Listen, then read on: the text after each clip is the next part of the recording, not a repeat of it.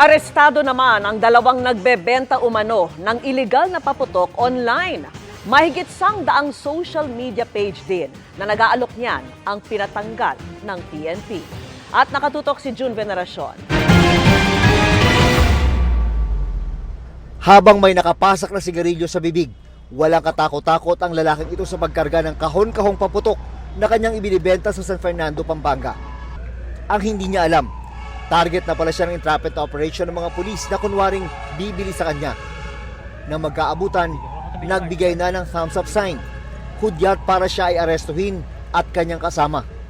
Ikaw ay may karapatang mahimik.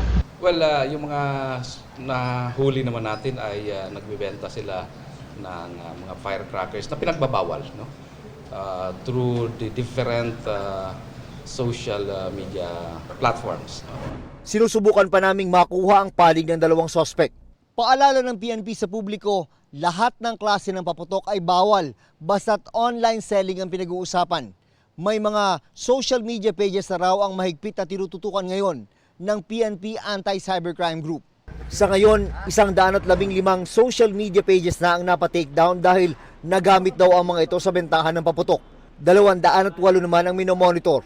Pagka mayroon tayo nakitang violation, we will request for the takedown. Mula December 6 hanggang December 26, 10 na ang arestado ng PNP kaugnay ng bentahan ng paputok sa social media.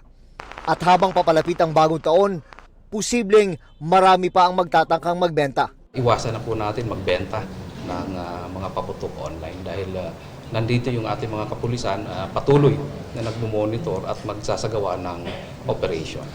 Para sa GMA Integrated News, June Veneracion, nakatutok 24 oras.